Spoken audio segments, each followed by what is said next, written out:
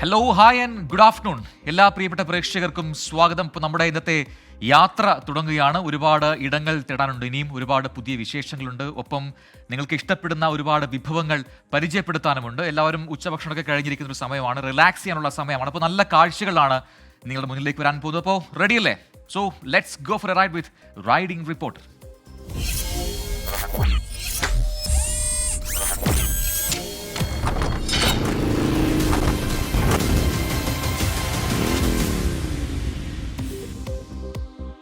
ഒരു വ്യത്യസ്തമായ കാഴ്ചയിൽ തുടങ്ങാം നമുക്ക് ആദ്യം. കർണാടകയിൽ സ്ഥിരമായി ആന ഇറങ്ങുന്ന വിശാലമായ ഒരു എസ്റ്റേറ്റ് എന്ന് പറയുമ്പോൾ നിങ്ങൾ വിചാരിക്കും ഒരു വലിയ കാടിനെ കുറിച്ച് പറയാൻ പോവാണ്, കാടിൻ്റെ വന്യതയുടെ ദൃശ്യങ്ങൾ പ്രേക്ഷകരിലേക്ക് എത്താൻ പോവാണ്. പക്ഷെ അതല്ല.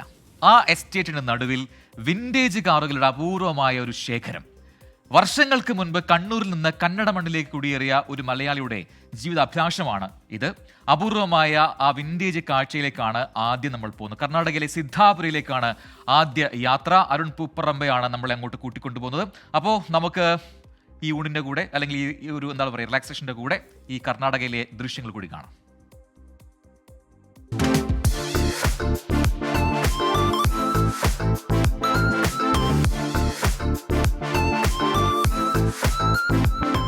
ഈ ശക്തമായ മഴ പെയ്യുന്ന സമയത്ത് നമ്മളൊരു വിൻറ്റേജ് കാലത്തേക്കുള്ള യാത്രയാണ് നടത്തുന്നത്. ആ യാത്രക്കൊടുവിലുള്ള കാഴ്ച എന്താണെന്നുള്ളത് അവിടെ എത്തിയതിനു ശേഷം നമുക്ക് പറയാം. എന്തായാലും യാത്രയിലേക്ക് കടക്കാം.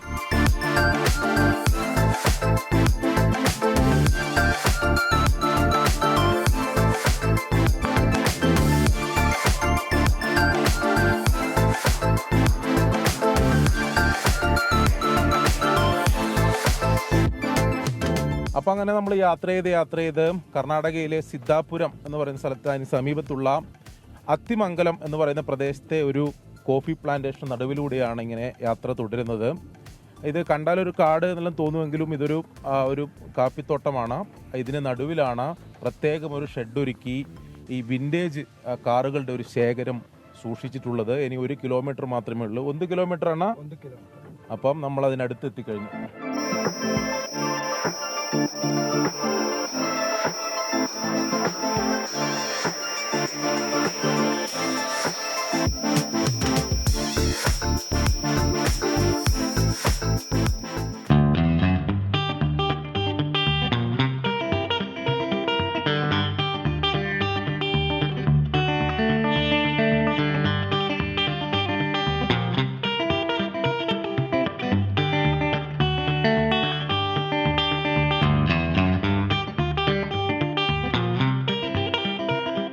അങ്ങനെ നമ്മൾ എത്തി നിൽക്കുന്നത് വിൻറ്റേജ് കാറുകളുടെ ഒരു മായാ ലോകത്ത് തന്നെയാണ്.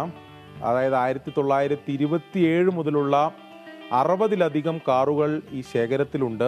ഇതിലൊരു പ്രത്യേകത എന്ന് പറയുന്നത് ഇതൊരു വ്യക്തി ശേഖരിച്ച കാറുകളാണ്.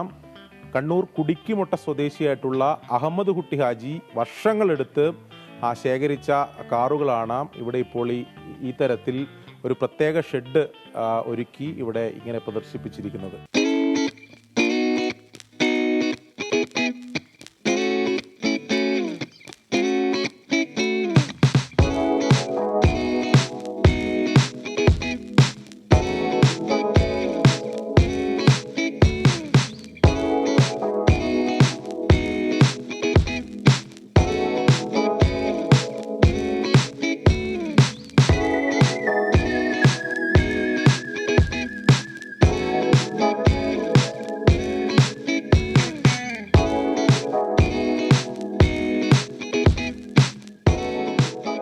വിൻറ്റേജ് കാർ ശേഖരത്തിൻ്റെ ഉടമസ്ഥൻ 5 വർഷം മുമ്പ് മരിച്ചുപോയി. ഇപ്പോൾ മകൻ അഷറഫിൻ്റെ നേതൃത്വത്തിലാണ് ഇത് നോക്കി നടത്തുന്നത്. ഇവിടുത്തെ കാര്യങ്ങൾ നോക്കുന്നത് ഇപ്പോൾ എൻ്റെ ഒപ്പമുള്ള മേമുട്ടിക്കാണ്. ഇതൊക്കെ എത്ര വർഷമായി ഇവിടെ? ഈ 5 കൊല്ലം. ഏറ്റവും പഴയ കാർ എത്ര? 27 കാറുണ്ട്. 1927 കാർ. എത്ര? 10-60 വണ്ടി 60 വണ്ടി. ഇതെല്ലാം റണ്ണിങ് കണ്ടീഷനാണോ? എല്ലാം രണ്ടിങ്. 1-2 വണ്ടി രണ്ടിങ്ങില്ല, ബാക്കിയെല്ലാം 2 മാസം കൊണ്ട് സ്റ്റാർട്ടാക്കി വെക്കും. ഒരുപാട് ആൾക്കാർ ഇങ്ങനെ ദൂരെ നിന്നൊക്കെ ഒരു 10-80 ആൾ 60 ആളെല്ലാം ഡെയിലി വരും. എന്തുകൊണ്ടാണ് ഈ അമ്മദിക്ക ഇങ്ങനെ? ഒരു പഴയ വണ്ടി അങ്ങനെ ഇൻട്രസ്റ്റാണ്. പഴയത് എന്ത് വണ്ടി കിട്ടിയാലും അവർ എടുത്തോളൂ.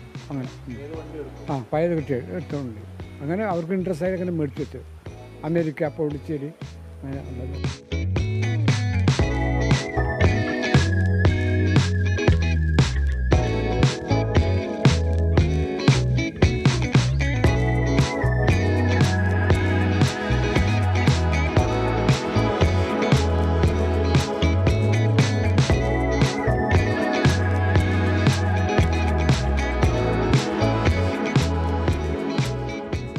ജീവിതത്തിലെ 40 വർഷം അഹമ്മദ് കുട്ടി ഹാജി മാറ്റിവെച്ചത് തന്റെ അടങ്ങാത്ത ഹരത്തിനു വേണ്ടിയാണ്. ഇന്ത്യ മുഴുവൻ യാത്ര ചെയ്ത് വിന്റേജ് കാറുകൾ ശേഖരിക്കുക മാത്രമല്ല, കൊതി തീരും വരെ അതോടിച്ചു നടന്നു.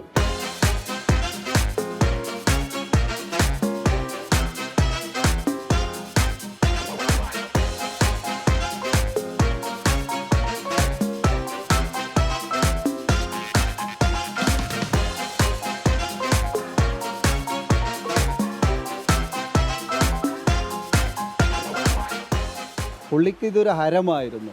ഇതിലെ പല കാറുകളും പുള്ളി ഇവിടെ ഓടിച്ച് നടക്കുന്നത് നമ്മളൊക്കെ കണ്ടിട്ടുണ്ട്. പുള്ളി എന്താ പറയുക, പുള്ളിയുടെ ഒരു ജീവനാടി പോലെ ഈ കാറുകളെ ശേഖരിക്കലും ഇങ്ങനെ ആളുകൾക്ക് ഇത് പ്രദർശിപ്പിക്കലും ഒക്കെ ആയിട്ട് ഒരുപാട് വർഷം അതിൻ്റെ പിന്നിൽ പ്രയത്നിച്ച ഒരു മനുഷ്യനാണ്.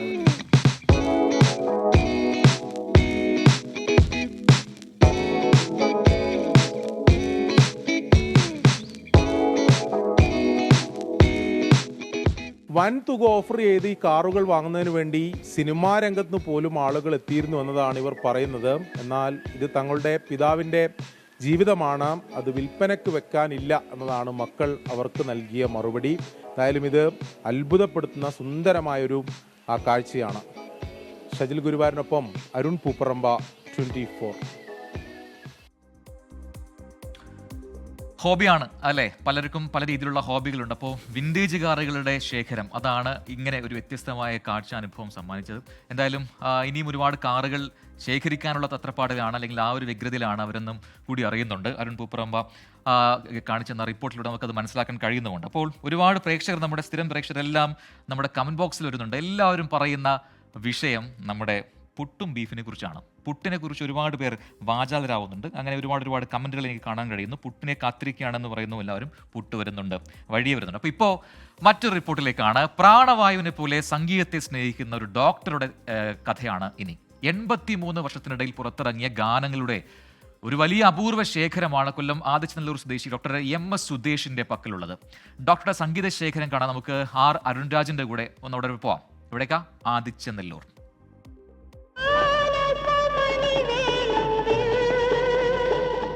സംഗീതം പഠിച്ചിട്ടില്ലെങ്കിലും അതിനെ ജീവിതത്തോട് ചേർത്തുപാസിക്കുന്ന ചിലരുണ്ട് നമുക്കിടയിൽ. അങ്ങനെ ഒരാളാണ് ഡോക്ടർ MS സുദേശ്.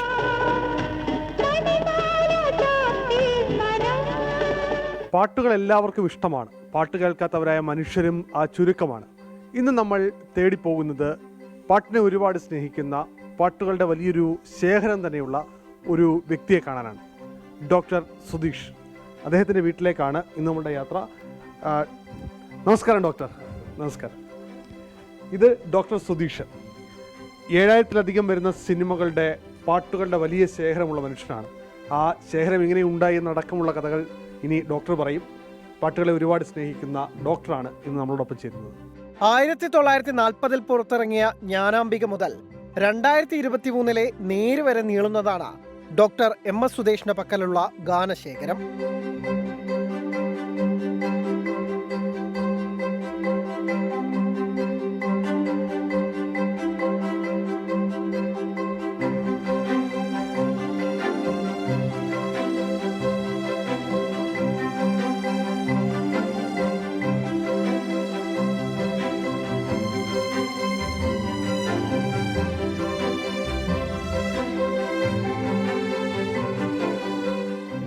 ചെറുതിലെ LP സ്കൂൾ UP സ്കൂൾ പഠിക്കുന്ന സമയത്ത് പാട്ടുകൾ കേൾക്കുമായിരുന്നു.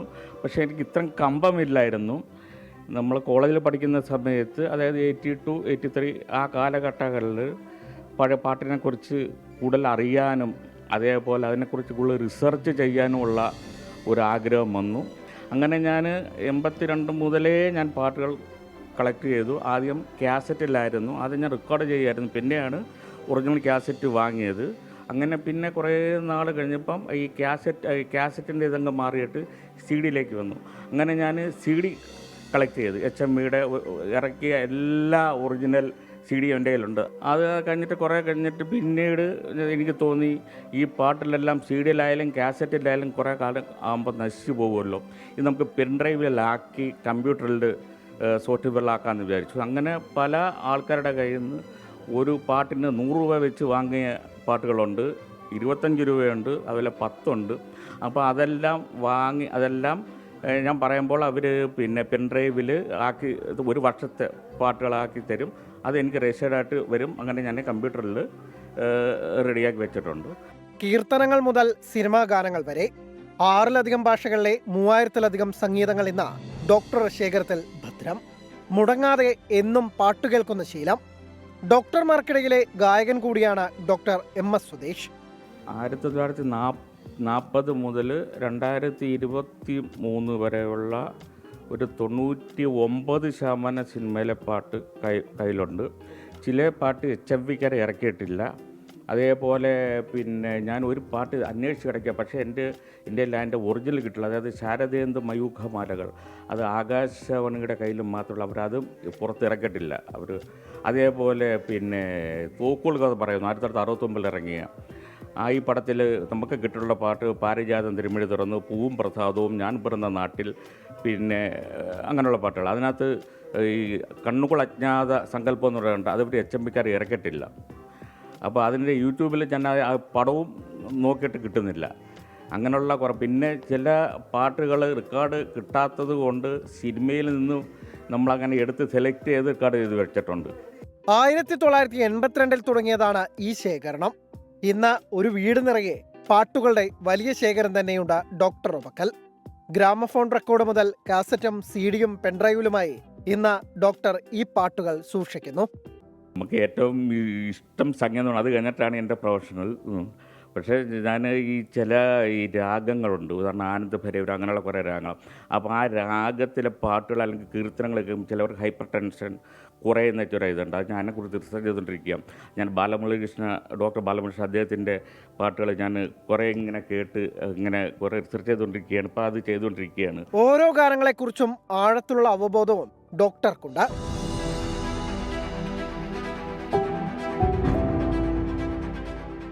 കഴിഞ്ഞ 42 വർഷമായി ഹൃദയത്തോട് ചേർത്ത് പിടിക്കുകയാണ് സംഗീതത്തെ ഈ ഡോക്ടർ. ഇന്ന് സംഗീതത്തിൻ്റെ വലിയൊരു ശേഖരം തന്നെ ഡോക്ടറുടെ പക്കലുണ്ട്. ആർക്കും ഏത് സമയവും ഇവിടേക്കെത്തി സൗജന്യമായി അത് കേൾക്കുകയും കൊണ്ടുപോവുകയും ചെയ്യാം. ക്യാമറാമാൻ ശ്രീകാന്ത് PS-നൊപ്പം അരുൺ രാജ്, 24 കൊല്ലം. നമ്മൾ പുട്ടും ബീഫിനെയും കുറിച്ചാണ് അടുത്ത റിപ്പോർട്ടിൽ എന്നും നേരത്തെ പറഞ്ഞത്. അപ്പോൾ അതിനു മുമ്പ് ഒരുപാട് ആൾക്കാർ പുട്ടിൻ്റെ കൂടെ കഴിക്കാൻ പറ്റുന്ന മറ്റ് കറികൾ എന്തൊക്കെയാണെന്ന് പറഞ്ഞു. ഒരുപാട് ഡിഫറെൻറ്റ് കോംബോ ഉണ്ട്. അതിൽ ചിലതൊക്കെ ഞാൻ പെട്ടെന്ന് വായിച്ചു പോവാം. പുട്ടിൻ്റെ കൂടെ കഴിക്കാൻ ഏറ്റവും ബെസ്റ്റ് പുട്ട് മുട്ടക്കറി എന്ന് ജിതിൻ കെവി പറയുന്നു. പിന്നെ പറയുന്നു പുട്ട് അൽഫോൻസ മാംഗോ സൂപ്പറാണെന്ന് ജിജോ ജേക്കബാണ് അങ്ങനെ ഒരു സജഷൻ പറയുന്നത്. പുട്ടും കടലയും പുട്ടും ചെറുപയറും പുട്ടും ചെറുപഴവും പുട്ടും പപ്പടവും. അങ്ങനെ ശ്രീരാജ് കാലിക്കറ്റ് പറയുന്നുണ്ട്. അങ്ങനെ ഒരുപാട് പുട്ട് വിഭവങ്ങൾ, പുട്ടിൻ്റെ കൂടെ കഴിക്കാവുന്ന കറികളെക്കുറിച്ചൊക്കെ ഒരുപാട് പറയുന്നു. അപ്പോൾ നമ്മൾ പറയാൻ പോകുന്നത് പുട്ടും ബീഫിനെയും കുറിച്ചാണ്. ഇതൊരു വെറും ഡിഷല്ല, 50-50 വർഷത്തെ പാരമ്പര്യമുള്ള ബീഫ് കറിയും പുട്ടുമാണ് എന്ന് പറയുമ്പോൾ അപ്പോൾ എന്താണ് അതിൻ്റെ രുചിക്കൂട്ട് എന്ന് സ്വാഭാവികമായിട്ട് നമുക്കൊരു കൗതുകമുണ്ട്. അപ്പോൾ അത് കാണണ്ടേ. എബിൻ ജോസ് ആണ് ആലുവയിലെ ഈ പുട്ടുകടയിലേക്ക്, പുട്ടും ബീഫും വിളമ്പുന്ന ഈ ഹോട്ടലിലേക്ക് നമ്മളെ കൊണ്ടുപോകുന്നത്. കാണാം. നമ്മുടെ ഇന്നത്തെ രുചി തേടിയുള്ള യാത്ര ആലുവയ്ക്കടുത്തേക്കാണ്. പാരമ്പര്യമായി പുട്ടും ബീഫും കൊടുക്കുന്ന ഒരു കട, പുട്ടുകട. ഏകദേശം 50 വർഷത്തിലേറെ പഴക്കമുള്ള കടയാണ്. നമുക്ക് അവിടുത്തെ രുചിവിശേഷങ്ങളൊന്ന് പോയി കണ്ട് അറിഞ്ഞു വരാം.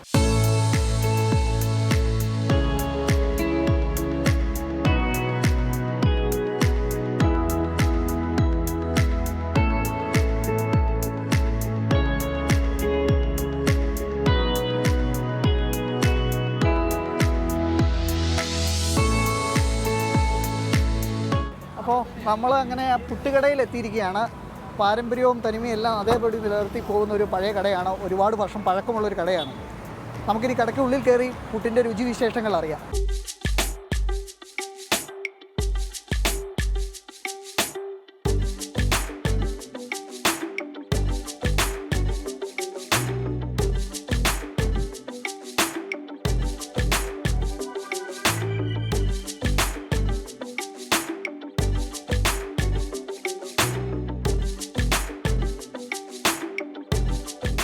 അപ്പോൾ നമ്മുടെ ഐറ്റം എത്തിയിട്ടുണ്ട്. പുട്ട് ബീഫ്, നല്ല ആവി പറക്കുന്ന പുട്ട്, വെന്ത് പിന്നിൽ നിന്നൊരു കുത്തും കിട്ടി പ്ലേറ്റ് വീണ് കിടക്കുകയാണ്. നല്ല ബീഫ്, നാടൻ ബീഫ് കറി, ഇവിടുത്തെ നമുക്കിത് രുചിച്ചിട്ട് ബാക്കി എന്താണ് ഇവിടുത്തെ ഈ രുചിവിശേഷങ്ങൾ എന്നുള്ളതൊക്കെ നമുക്ക് അറിയാം. ആദ്യം നമുക്കിതൊന്ന് ടേസ്റ്റ് ചെയ്ത് രുചിച്ച് പോകാം.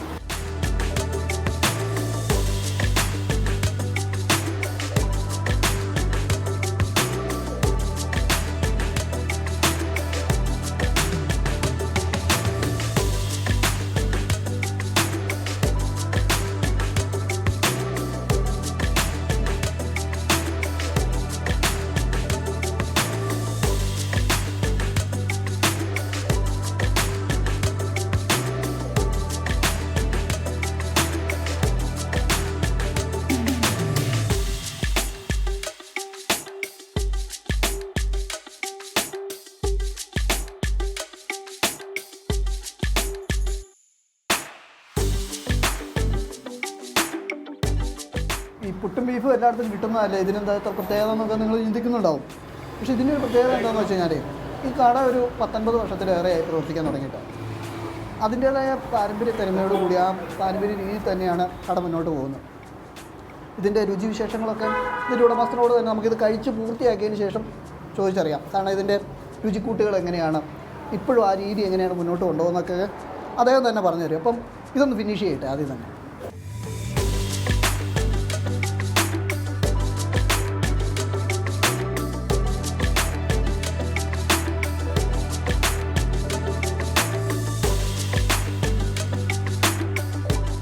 അപ്പോൾ നമ്മൾ വയറിറച്ച് പുട്ടും ബീഫൊക്കെ കഴിച്ചു.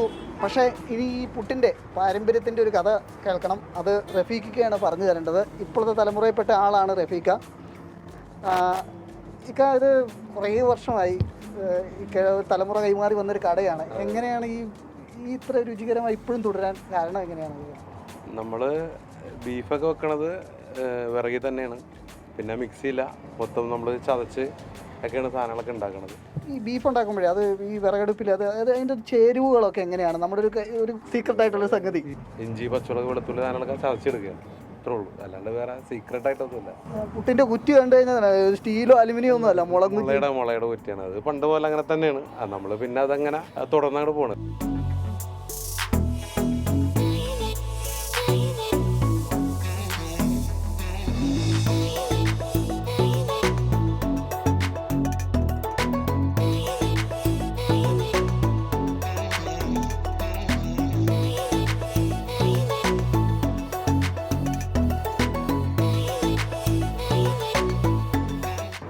ഞാനിപ്പോൾ എറണാകുളത്ത് വരാം, കൊടുങ്ങല്ലൂരിൽ നിന്ന് എറണാകുളത്ത് പോയിട്ടാണ് വന്നത്. ഞങ്ങൾ ഈ കട ഉദ്ദേശിച്ചാണ് വന്നത്. എറണാകുളത്ത് നിന്ന് കഴിക്കാമെന്ന് പറഞ്ഞപ്പോൾ പറഞ്ഞ് വേണ്ട, നമുക്ക് പോണ വഴിക്ക് കടയുണ്ട്, നമുക്ക് അവിടെ കയറാം, പഴയ കടയാണ്, നമുക്ക് നല്ല ഫുഡാണ്, അങ്ങനെ ഫുഡ് തന്നെ കഴിക്കാമെന്നുള്ള നിലക്ക് കയറിയാണ്.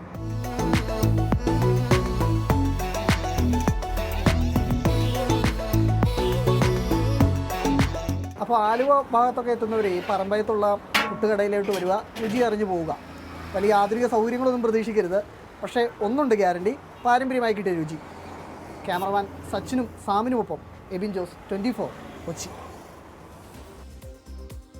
അയ്യോ, അപ്പോൾ എബിൻ്റെ കാര്യത്തിൽ ഒരു തീരുമാനമായിട്ടുണ്ട്. ഇവിടെ ഡെസ്കിലും നമ്മുടെ പ്രൊഡക്ഷൻ റൂമിലൊക്കെയുള്ള ആൾക്കാർ പറയുന്നുണ്ട്, എബിനെ ഒന്ന് കാണുന്നുണ്ട്. കാരണം സാധാരണഗതിയിൽ എല്ലാ റിപ്പോർട്ടേഴ്സും അവസാന ഭാഗത്താണ് ഇതിനെ രുചിച്ച് നോക്കുക. ഇത് ആദ്യം തന്നെ അങ്ങനെ രുചിച്ചിട്ട് അതിൻ്റെ കാര്യങ്ങളൊക്കെ നമുക്ക് പറയുകയാണ്. അപ്പം എത്ര കുറ്റിപ്പുട്ട് കഴിച്ചു എന്നുള്ള കാര്യമൊക്കെ പിന്നീട് ചോദിക്കണം, അത് ചോദിക്കാം. അപ്പോഴും നമ്മുടെ കമൻറ്റ് ബോക്സിൽ ഒരുപാട് ഇപ്പോഴും പുട്ടിൻ്റെ കൂടെ കഴിക്കാൻ പറ്റുന്ന മറ്റ് കോമ്പോളെ കുറിച്ച് പറയുന്നുണ്ട്. രസകരമായ ഒരുപാട് വിഭവങ്ങളെ കുറിച്ചും പറയുന്നുണ്ട്. അപ്പോൾ അതൊക്കെ നമുക്ക് നോക്കാം. ഒരു റിപ്പോർട്ടിലേക്കാണ് അടുത്തത്. ഒരു അത്ഭുത ബാലനെ പരിചയപ്പെടുത്തുകയാണ് പത്തനംതിട്ടയിൽ നിന്ന് ശ്രീകുമാരൻ. പന്തളം ശ്രീ മഹാദേവ ക്ഷേത്രത്തിന്റെ ശ്രീകോവിലിന് മുന്നിൽ നിന്ന് ഇടയ്ക്ക കൊട്ടി സോപാന സംഗീതം ആലപിച്ച് സമൂഹ മാധ്യമങ്ങളിൽ വൈറലായ ശിവഹരിയെ തേടിയാണ് പത്തനംതിട്ട റൈഡിംഗ് ടീം പോകുന്നത്. അപ്പോൾ നമുക്ക് ആ വിശേഷങ്ങൾ കാണാം.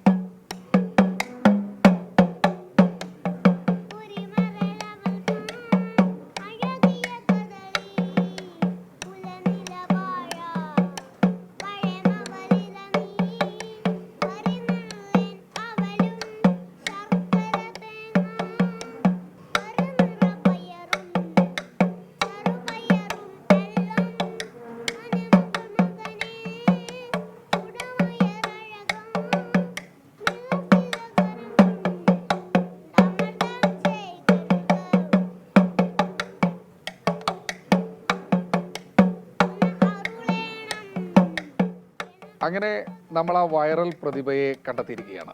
ആ വൈറൽ പ്രതിഭ നമ്മോടൊപ്പം ഉണ്ട്, ശിവഹരി. പന്തളം മഹാദേവ ക്ഷേത്രത്തിലെ ശിവഹരിയുടെ ആ ഒരു ഇടയ്ക്കുട്ടി സോപാന സംഗീതം പാടുന്ന ദൃശ്യങ്ങളാണ് വൈറലായത്. എന്തായാലും ശിവഹരിയുടെ അച്ഛൻ ശ്രീ രാജേഷ് നമ്മോടൊപ്പം ചേരുന്നുണ്ട്. സ്ഥിരമായിട്ട് അമ്പലത്തിൽ അവൻ പാടുന്നുണ്ട്. പറ്റുന്ന ദിവസങ്ങളിലൊക്കെ വരും. ഒരു സോപാനം പാടുന്നൊരു ആളും കൂടെ ഉണ്ട്, കലാപീഠം ശ്യാംകുമാർ എന്ന് പറയുന്ന ഒരാൾ. അദ്ദേഹം ഉള്ളപ്പോഴും പാടും, അദ്ദേഹം ഇല്ലാത്തപ്പോൾ എന്നെ ഏൽപ്പിച്ചേക്കുവാണെന്നും പറഞ്ഞ് അദ്ദേഹം അങ്ങനെ പോയി പാടും. ഒരു തൊഴാൻ വന്ന ഒരു ചേട്ടനാണ് ഇത് വീഡിയോ എടുത്തതും. അദ്ദേഹം ഇത് വീഡിയോ അദ്ദേഹത്തിൻ്റെ ഗ്രൂപ്പിലിടുകയും അത് വൈറലായി. അതിനുശേഷമാണ് നമ്മളിത് അറിയുന്നത്, ഇത് ഇത്രയും വൈറലായ കാര്യങ്ങൾ പോലും. ബഹ്റൈൻ ഒരു സോപാന ഇതിൻ്റെ സംഘടനയുണ്ട്, അവരുൾപ്പെടെ എല്ലാവരും ഇതിനെ കമൻറ്റ് ചെയ്തു. അതിലുപരി നമ്മുടെ ഞരളത്ത് ഹരിഗോവിന്ദൻ ചേട്ടൻ ഇദ്ദേഹത്തിന് കുഞ്ഞിൻ്റെ പാട്ട് കേട്ടിട്ട് ഇതൊരു വല്ലാത്ത സ്പാർക്ക് എന്ന് മാത്രം ഒറ്റ വാക്കിൽ അതിനെ കമൻറ്റ് ചെയ്തു. പറക്കോട് തങ്കപ്പമാരാശാൻ അതുപോലത്തെ പ്രഗത്ഭരെല്ലാം കണ്ടിട്ട് ഇതിനെ നല്ല രീതിയിൽ പ്രശംസിക്കുകയുണ്ടായി. ഇപ്പോൾ പാടിയതും കൊട്ടിയതും ഒന്നും ആരും പഠിപ്പിച്ചതല്ല, കൊച്ചിലെ മുതൽ സോപാന സംഗീതമായിരുന്നു. അതും ഹരിപ്പാട് അഖിലചന്ദ് എന്ന് പറയുന്ന ഒരു ആളിൻ്റെ പാട്ട് മാത്രമേ കേൾക്കുകയുള്ളായിരുന്നു. ബാക്കിയൊക്കെ നമ്മൾ വെച്ച് കൊടുത്താൽ അതൊക്കെ മാറ്റാൻ പറയുമായിരുന്നു, കൈകൊണ്ട് കാണിക്കും. ആ പാട്ട് വെച്ച് കൊടുത്ത് നമ്മൾ തൊട്ടിയിൽ മെല്ലെ ആട്ടും.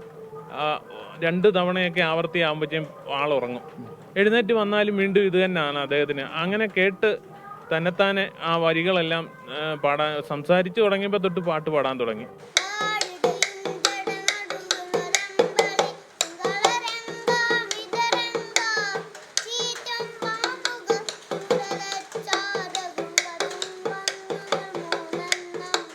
വളരെ സന്തോഷം തോന്നി. ഞങ്ങൾക്ക് 2 പേർക്കും പാടാൻ അറിയില്ല.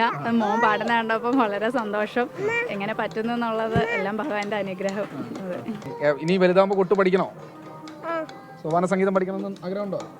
ഇപ്പം നമ്മൾ ഈ ഹരിപ്പാട് അഖിലചന്ദ് തന്നെ ഇങ്ങോട്ട് പറഞ്ഞിട്ട് നമ്മൾ ഒരു 2-3 മാസമായിട്ട് വന്ന് ക്ലാസ് എടുത്ത് തുടങ്ങിയിട്ടുണ്ട്. അദ്ദേഹം പഠിപ്പിക്കുന്നുണ്ട്.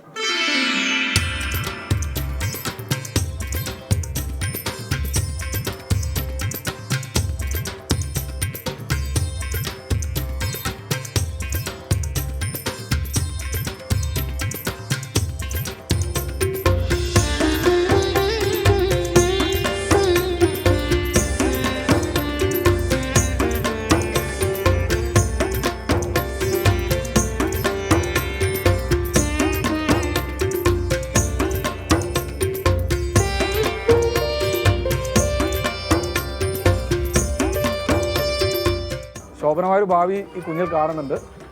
നന്നായി വരട്ടെ, നന്നായി വളരട്ടെ. സഞ്ജയ് ഇക്ബാലിനും അഭിലാഷ് കൈതമണ്ണിനും ഒപ്പം ശ്രീകുമാരൻ, 24 പത്തനംതിട്ട. അപ്പോൾ അതാണ് മിടുക്കൻ ശിവഹരിയുടെ വിശേഷങ്ങൾ. ഒറ്റയ്ക്കാണ് ഇത്തരം പാട്ടുകളൊക്കെ പഠിച്ചെന്ന് പറയുമ്പോൾ വലിയ അത്ഭുതമാണ്. അപ്പോൾ വലുതാകുമ്പോൾ ഒരു വലിയ സംഗീതജ്ഞനായി മാറട്ടെ ശിവഹരി നമുക്ക് ആശംസിക്കാം, അല്ലേ? അപ്പോൾ ഇന്നത്തെ റാഡിംഗ് റിപ്പോർട്ടിൻ്റെ യാത്ര ഇവിടെ അവസാനിക്കുകയാണ്. നാളെ ഇതേ സമയം 2 മണിക്ക് വരും. അപ്പോൾ ഒരുപാട് പുതിയ വിശേഷങ്ങളും കാഴ്ചകളും ഒക്കെയായി നമുക്ക് കാണാം. ബൈ.